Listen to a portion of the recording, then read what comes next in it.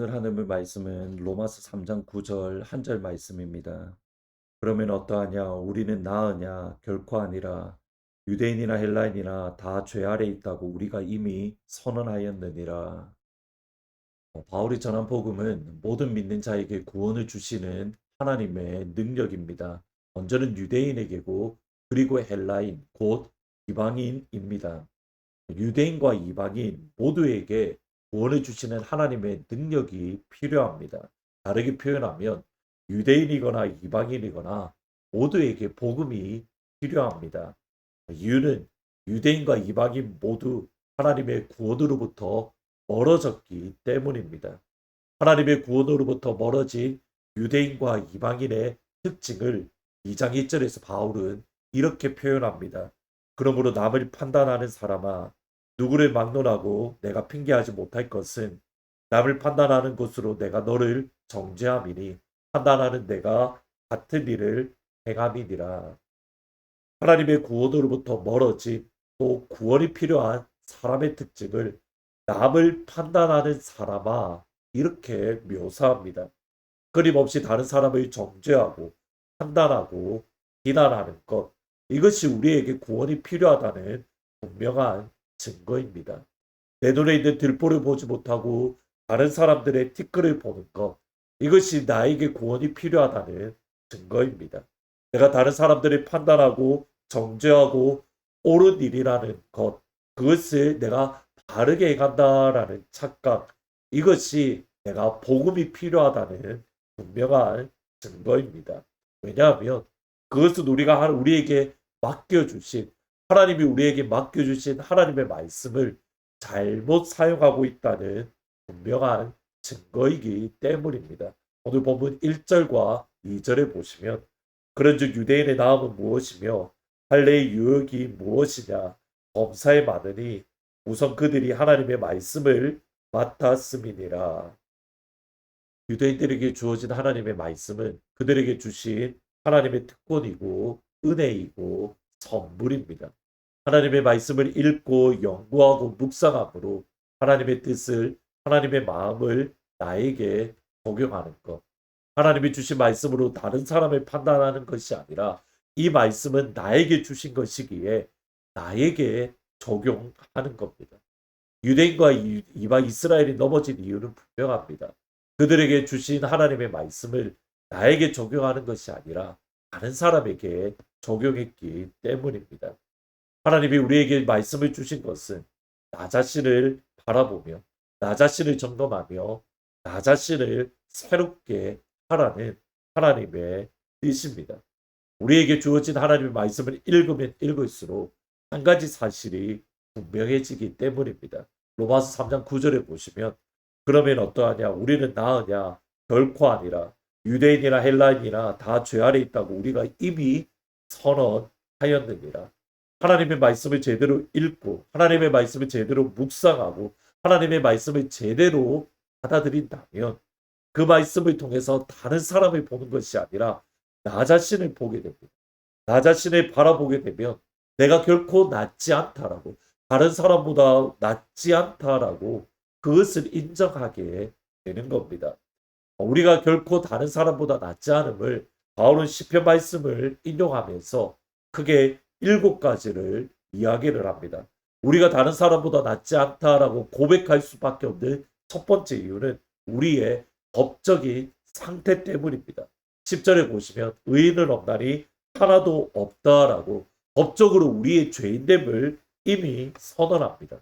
우리가 어떤 행동, 어떠한 것을 하든 상관없이 우리의 죄인됨을 법적으로 죄인되었다는 것을 볼 수는 없습니다. 두 번째 하나님의 말씀을 읽으면 11절에 보면 우리의 마음이 드러납니다. 깨닫는 자도 없다. 우리의 본성이 죄로 더럽혔기에 하나님의 진리를 깨달을 수 없음을 알게 됩니다. 세 번째는 우리의 동기입니다. 11절에 보시면 하나님을 찾는 자가 없다. 우리 중 어느 누구도 진정으로 하나님을 찾지 않습니다. 오히려 하나님으로부터 멀어지고 하나님으로부터 도망가는 것이 우리의 모습입니다. 네 번째는 우리의 의지입니다. 다 치우쳤다. 우리가 가는 길은 의도적으로 하나님의 길과 반대되는 길입니다. 팀 켈러 목사님은 죄를 이렇게 정의합니다. 자신의 길을 스스로 선택할 권리와 자기 결정권에 대한 요구이다. 다섯 번째는 우리의 입술입니다. 13절에 보시면 그들의 목구멍은 열린 무덤이요 독사의 독을 품었다. 우리의 입술은 거짓을 일삼고 독사의 독을 품었습니다. 따라서 야고보는 우리의 입술로 사람을 죽이기도 하고 우리의 입술로 하나님을 찬양한다. 우리의 영혼이 이미 죄인이기에 우리가 하는 말은 독사의 독이 가득합니다. 여섯 번째는 우리의 관계입니다. 15절부터 17절에 보면 피 흘리기에 많은지라. 죄가 우리의 관계 속에서 영향을 주는 것은 다른 사람들을 정죄하고 넘어뜨리고 그들에게 피를 흘리는 데에 우리가 앞서는 것. 마지막으로 일곱 번째는 하나님과의 관계입니다. 하나님을 두려워함이 없느니라. 우리가 하나님의 말씀을 제대로 읽고 그 말씀 우리에게 적용하면 적용할수록 우리가 인정할 수밖에 없는 것이 우리의 법적인 상태, 우리의 마음, 우리의 동기, 우리의 의지, 우리의 입술, 우리의 관계, 하나님과의 관계. 이것이 모두 다 죄인됨을, 하나님으로부터 완전히 멀어졌음을 깨닫게 되는 겁니다. 성경을 읽음으로 이것을 깨닫지 못한다면 우리는 성경을 유대인처럼 남용하고 있고 오용하고 있다는 증거입니다. 우리가 하나님의 말씀을 읽으면 읽을수록 겸손해질 수밖에 없는 이유는 이 일곱 가지를 깨닫기 때문에 그러기에 모든 것이 은혜라고 고백하게 되는 겁니다. 오늘은 하나님의 말씀의 은혜를 부어달라고 같이 기도하면 좋겠습니다. 성경 읽기를 통해서 또는 성경 쓰기를 통해서 하나님의 말씀을 통해서 하나님의 말씀을 분명히 깨닫고 그 말씀을 통해서 나에게 적용하며 나의 심령과 나의 영혼을 온전히 깨닫게 해주십시오. 하나님의 말씀의 은혜를 부어달라고 같이 기도하면 좋겠습니다. 더불어서 오늘은 대학생을 위해서 같이 기도해 주십시오.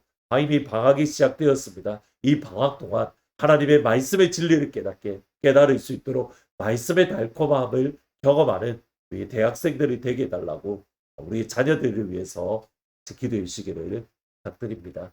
기도합니다. 아버지 하나님, 그렇습니다. 하나님의 말씀을 깨달으면 깨달을수록 우리의 죄인됨을, 우리가 다른 사람보다 결코 낫지 않음을 경험하게 되고 겸손한 자리에 서게 되는 것을 말씀을 통해서 생각합니다. 하나님, 말씀의 은혜를 우리 가운데 허락하여 주옵소서. 성경의 은혜를 우리 가운데 허락하여 주옵소서. 이것이 우리에게 하나님의 선물이 되고 하나님의 은혜가 되고 하나님의 특권이 되어질 수 있도록 아버지 말씀의 은혜를 풍성하게 부어 주옵소서. 우리의 자녀들, 대학생들을 기억하시고 방학 기간입니다. 이 기간 동안 하나님의 말씀을 경험하며 말씀을 읽으며 말씀을 묵상하며 말씀의 깊은 진리를 경험하는 복된 우리의 자녀들이 될 수 있도록 아버지 역사하여 주옵소서. 예수님의 이름으로 기도합니다. 예. 오늘 하루 하나님의 말씀의 은혜를 체험하는 복된 하루가 될 수 있기를 주의 이름으로 축원합니다. 말씀 앞에서 경외함으로 주께 홀로 섭니다. 생명의 말씀 읽고 순종해 주를 예배합니다. 말씀 앞에서 경외함으로 주께 홀로 섭니다. 생명의 말씀 읽고 순종해 주를 예배합니다. 기록된 말씀 힘이 있어서 진리로 우리 거룩해 하며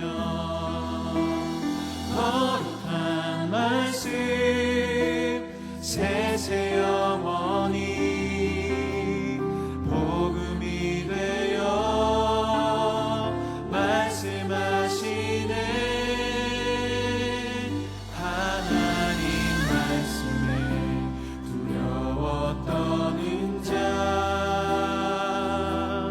그 말씀에 생명을 거는 자, 한 사람 찾으시는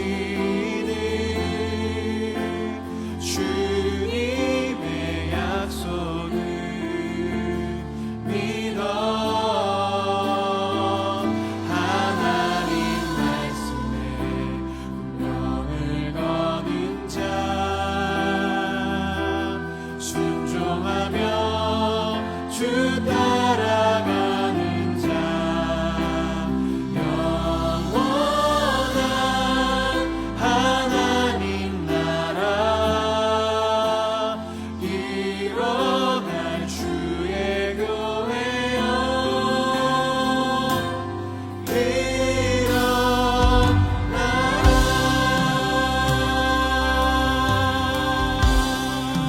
말씀 앞에서 경외함으로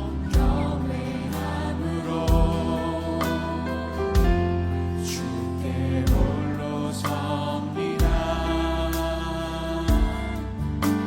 생명의 말씀 읽고 순종해 주를 예배. 다시 한번 고백하겠습니다. 말씀 앞에서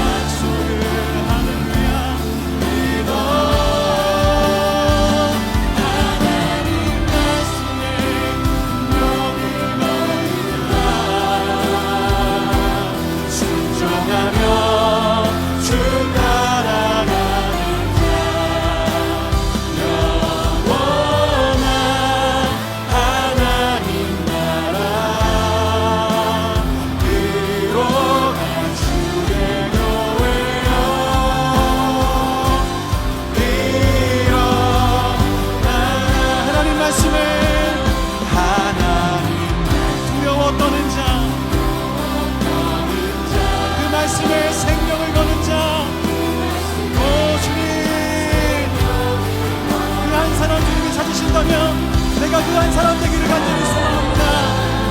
찾으시는 주님